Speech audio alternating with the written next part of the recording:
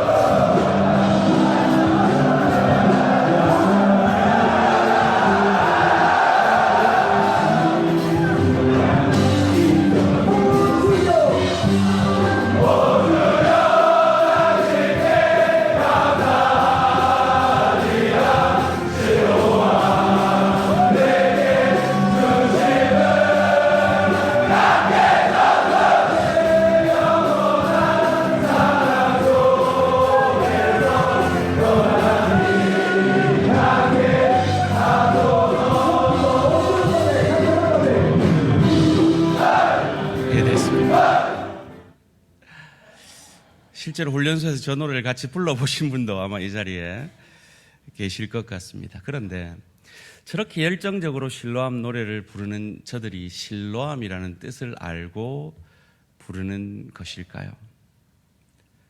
여러분도 박수를 치면서 수십 년 전부터 이 노래를 그렇게 많이 부르셨을 텐데 실로암이라는 뜻을 아십니까?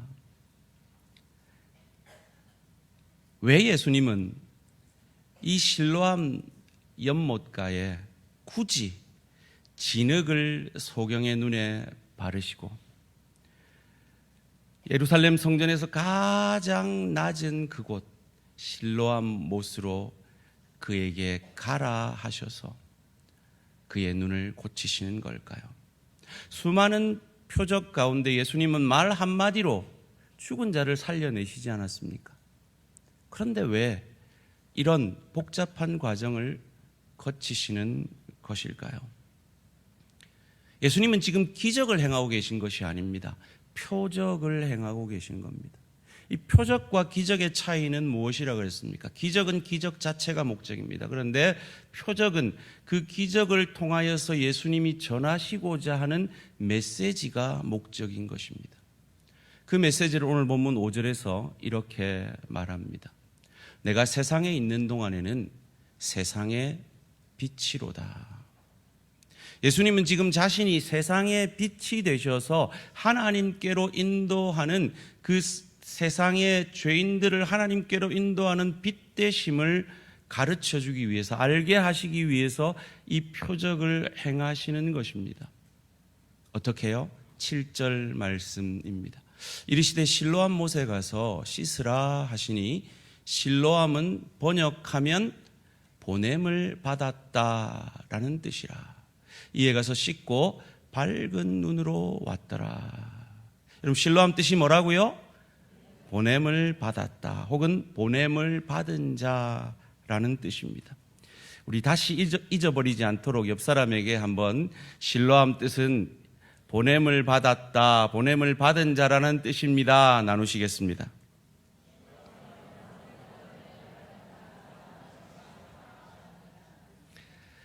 자, 그렇다면 왜 실로암으로 보냄을 받게 하시는 걸까요? 첫 번째로 왜 실로암 못으로 이 소경을 가서 씻으라 하십니까? 자신이 세상의 빛임을 알게 하시기 위해서. 그래서 세상의 빛을 따라 하나님께 나아가 구원을 받는 궁극적 목적이 무엇인지를 우리에게 가르쳐 주시기 위해서입니다. 여러분, 구원의 궁극적 목적을 아십니까? 보통의 사람들은 예수를 믿는다는 것을 내가 죄인됨을 깨달아 예수님을 나의 주로 고백하고 하나님의 자녀 되고 천국 백성 되어서 천국 가는 것이라고 이해를 합니다. 맞습니다. 그런데 제가 말한 거기에는 아주 중요한 구원의 목적이 빠져 있습니다. 그 구원의 목적이 무엇인지를 바울은 로마서 8장 29절에서 우리에게 잘 가르쳐 줍니다. 하나님이 미리 아신 자들을 또한 그 아들의 형상을 본받게 하기 위하여. 구원의 목적이 뭐라고요? 그 아들의 형상을 본받게 하기 위하여 미리 정하셨으니 이는 그로 많은 형제 중에서 맏아들이 첫 열매가 되게 하려 하심이니라. 나무에 사과나무가 첫 열매가 맺히면 두 번째, 세 번째 열매도 사과나무이듯이 부활의 첫 열매가 예수님이시라면 그 부활로 말미암아 구원을 얻은 우리의 궁극적인 목적은 예수님을 닮아가는 것임을 깨닫게 하기 위해서 오늘 이 복잡한 과정을 거치고 있는 것입니다. 하나님께서 그 구원의 목적을 이루시기 위해서 저와 여러분 가운데 어떻게 일하시는지를 방금 읽은 구원의 목적 바로 직전 구절, 그 유명한 28절이 우리에게 이렇게 가르쳐 줍니다. 우리가 알거니와 하나님을 사랑하는 자, 곧 그의 뜻대로 부르심을 입은 자들에게는 모든 것이 합력하여 선을 이루느니라. 저주 같은 그 어떤 것도 믿는 자에게는 저주가 없기에 그것이 저주가 아니라 그리스도 예수의 형상까지 자라게 하는, 본받게 하는 하나님이 우리에게 내리신 깊이의 축복이라는 것이죠.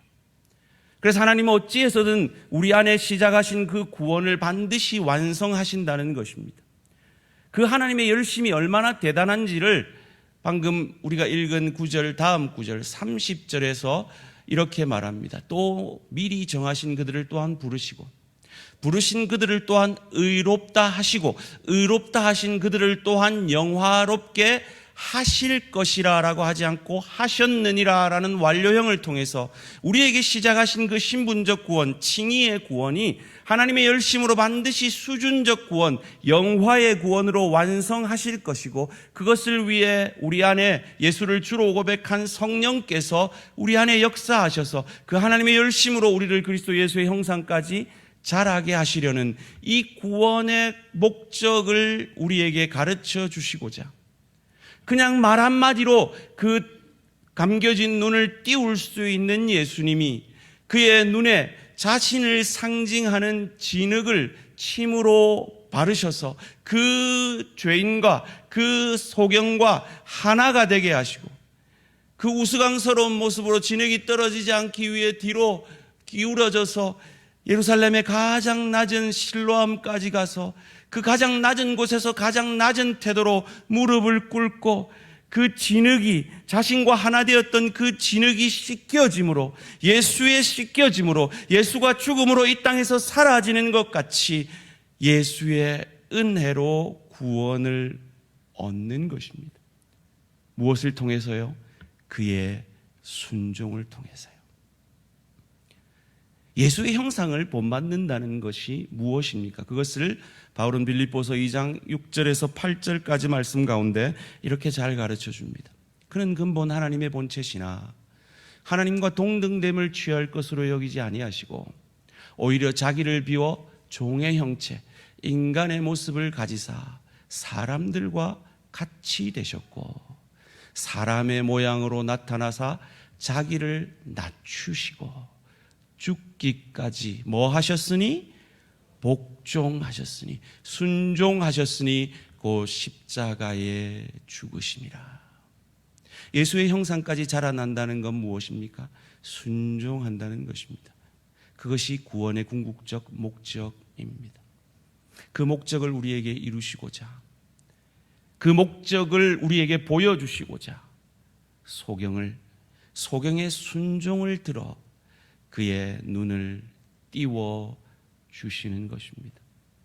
소원합니다.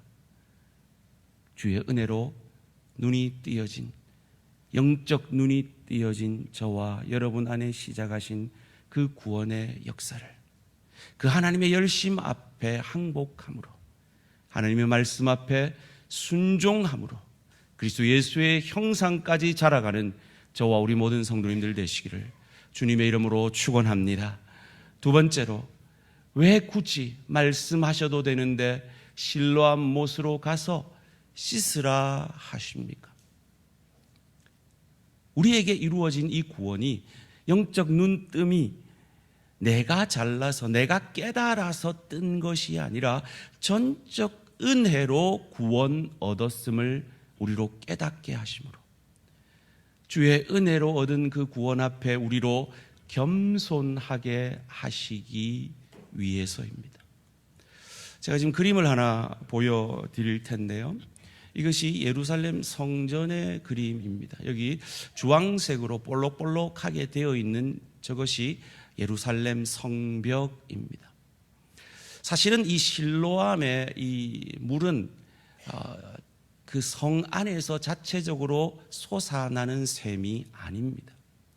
지금 저 아래 오른쪽에 보시면 기혼샘이라는 기드론 골짜기에 있는 저 샘에서, 성 밖에 있는 저 샘에서 성 안으로 끌어들인 것입니다.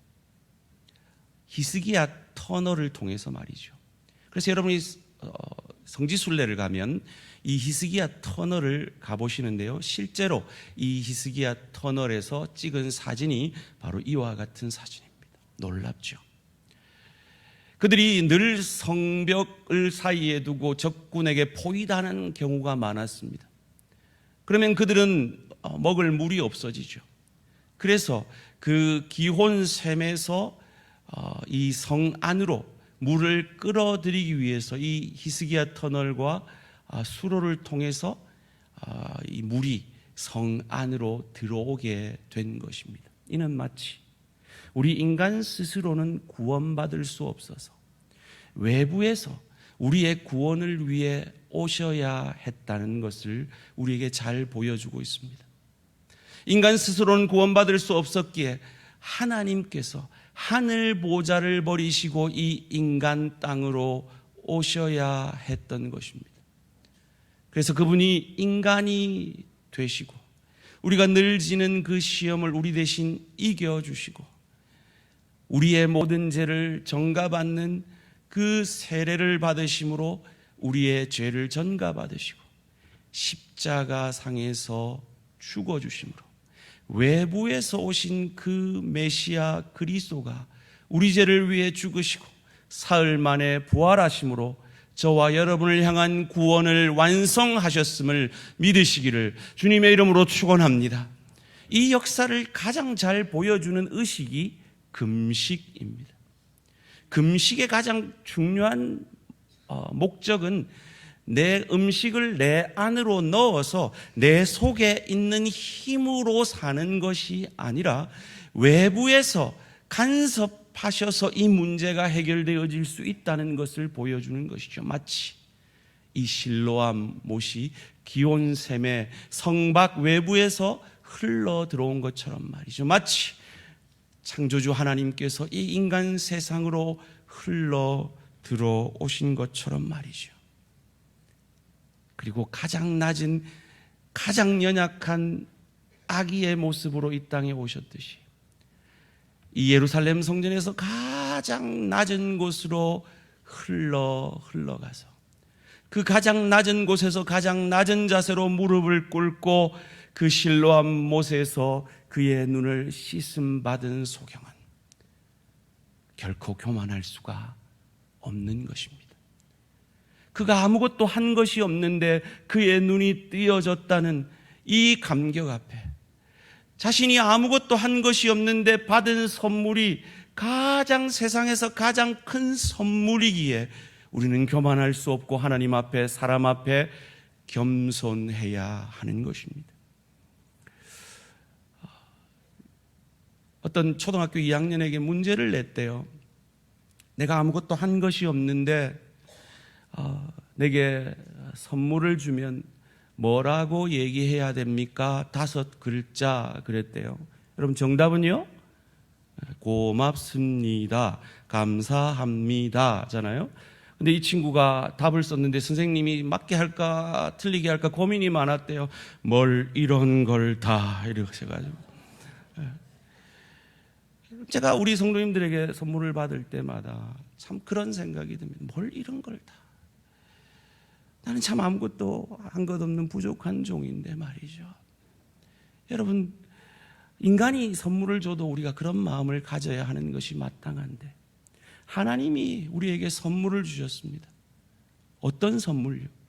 우리는 죄인인데, 우리는 여전히 죄를 짓고 있는데, 우리가 지은 100만 가지 죄를 보지 아니하시고 우리로 성령을 선물로 주셔서 예수를 주로 고백하게 하시고 그 믿음 하나 때문에 우리를 하나님의 자녀 삼아 주시고 천국 백성 되게 하신 이 놀라운 구원의 은혜를 받은 자로서 하나님 앞에, 사람 앞에 겸손히 서는 저와 우리 모든 성도님들 되시기를 주님의 이름으로 축원합니다. 마지막으로 왜 예수님이 이 소경에게 굳이 실로암 못으로 가서 씻으라 하십니까? 이는 유다 지파를 통해 오시겠다고 약속하신 메시아가 바로 자신이며 그 자신이 이 소경을 씻기는 표적을 통해 내가 메시아 그리스도임을 알게 하시기 위해서 실로암으로 이 소경을 보내셨던 것입니다. 여러분, 설교를 들은 지 지금 10분 이상 지나서 기억을 하실지 모르겠는데 실로암 뜻이 뭐라고요? 아이고 훌륭하십니다. 보냄을 받았다 혹은 보내심을 입은 자라고 그랬습니다.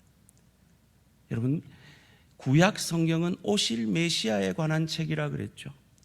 그 메시아를 보내실 것인데 그 보내심을 입은 자는 바로 메시아 그리스도를 얘기하는 것입니다. 구약은 오실 메시아에 대한 예언으로 가득 차 있습니다.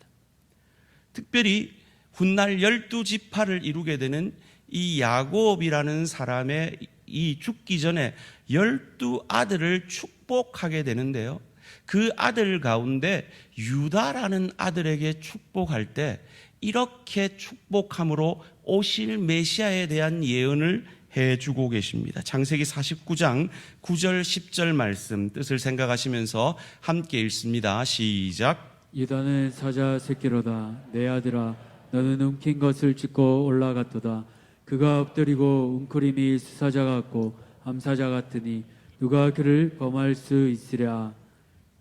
그가 유다를 떠나지 아니하며 통치자의 지팡이가 그 발 사이에서 떠나지 아니하기를 실로가 오시기까지 이르리니 그에게 모든 백성이 복종하리로다. 아멘. 그대로 띄워주시고, 여기서 규라는 것은 왕의 지팡이를 얘기합니다. 그 왕의 지팡이가 유다를 떠나지 아니하며 통치자의 지팡이가 그 발 사이에서 떠나지 아니하시기를 언제까지요? 실로가 오시기까지. 이 실로는 메시아를 상징하죠. 이 유다 지파를 통해 메시아가 올 것인데 이 실로가 오시기까지 이르게 되는데, 이 실로가 오시면 어떻게 된다고요? 그에게 모든 백성이 복종하게 되어지는 것입니다. 그런데 문제는 이 실로라는 단어, 이 실로라는 지역이 조금 정보가 부족하다는 거예요. 유일하게 알 수 있는 것은 이 실로라는 지역에 이 법궤가 오랫동안 머물러 있었다라는 것입니다.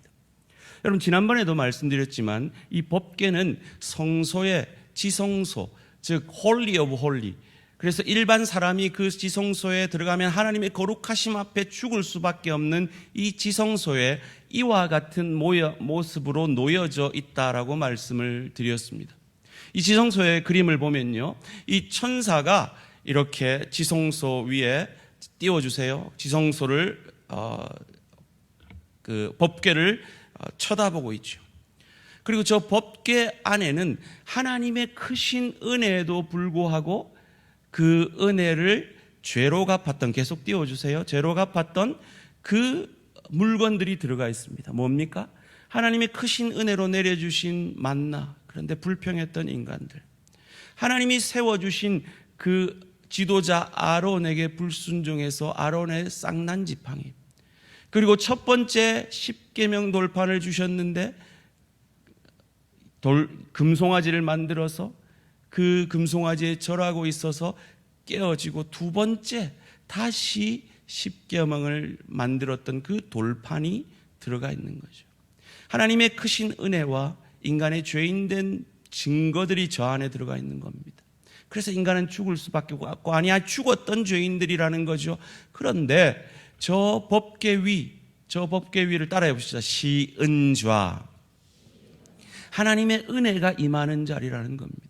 저곳에 대제사장이 대속제일에 1년에 한 차례씩 자신을 정죄하는 제사를 드린 이후에 정결한 짐승의 피를 가지고 그 시은자 위에 부어주시고, 그 모든 백성을 대표하는 그 대제사장인 그가 이 제사를 통해 죄 사함을 받고 죽지 않고 무사히 지성소를 빠져나오게 되면 한 해 동안 이스라엘 백성들의 모든 죄가 사함을 받게 되어지는 것이죠.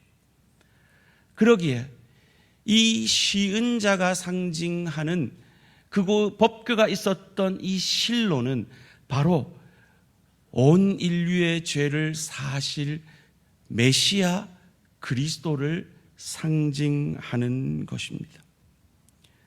그러기에 궁극적으로 실로는 죄 없이 죽어 법궤 위에 부어진 어린 양이 상징하는 바로 메시아 그리스도 예수님을 상징하는 것입니다.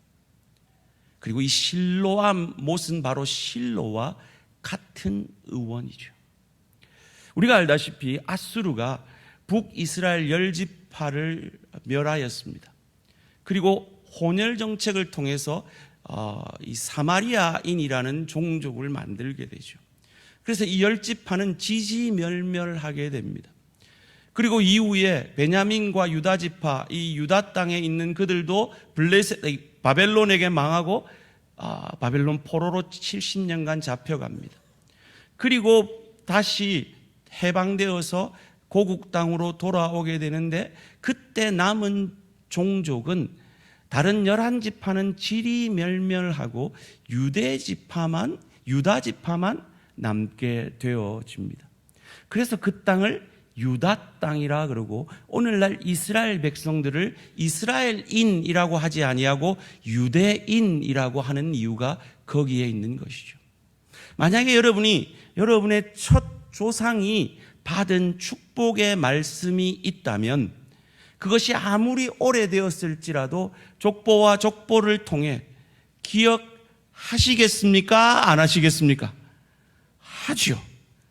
그렇죠. 유다 땅에 살고 있는 그들은 바로 우리가 방금 읽은 그의 첫 조상 유다가 받은 그 예언의 말씀을 기억하고 있었을 것이란 말입니다. 그래서 이 실로와 실로암은 동일한 것임을 그들은 알 수 있었을 것입니다.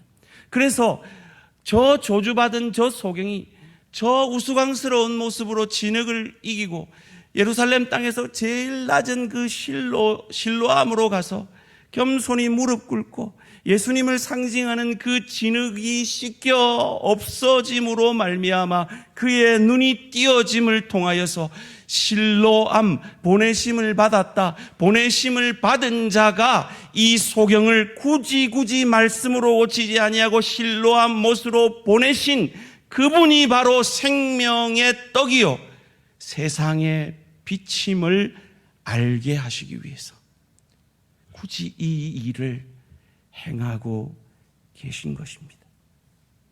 오늘 이곳에 아직 예수님이 세상의 빛이요 그 예수님이 메시아 그리스도 구원자이심을 믿지 못하시는 분은 없으십니까? 그래서 아직도 영적 눈이 감기어져서 이 하나님을 인정하지 아니하고 예수님을 나의 주로 고백하지 못한 분이 계십니까? 예수님이 이렇게 친절하게 여러분에게 알려주고 계십니다. 내가 세상의 빛이다. 내가 오시리라 약속한 메시아 실로다. 내가 그리스도다. 이 예수님의 노력 앞에, 이 예수님의 열심 앞에 이 예수를 저주할 자라, 자기 죄 때문에 죽은 자라 아니하고 내 죄 때문에 죽은 나의 구주 나의 하나님으로 영접하심으로 그 눈이 뜨여지고 하나님 자녀 되시고 천국 백성 되시는 은혜와 축복이 임하기를 주님의 이름으로 축원합니다.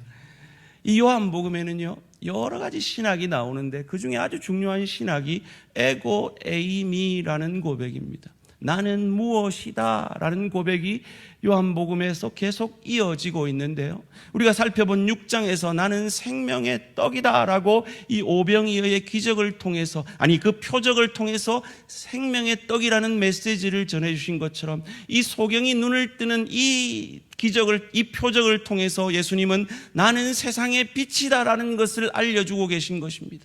이어지는 10장에는 나는 문이다, 10장 11절에는 나는 선한 목자다, 11장 25절에는 나는 부활이요 생명이다, 14장 6절에서 그 유명한 나는 길이요 진리요 생명이니 나로 말미암지 않고는 아버지께로 올 자가 없느니라 라는 고백을 하시고 마지막 15장에 나는 참 포도나무다 라고 자기의 자신 되심을, 자기가 메시아 되심을, 구원자 되심을 알려주시기 위해서 이토록 애를 쓰고 계신 것입니다.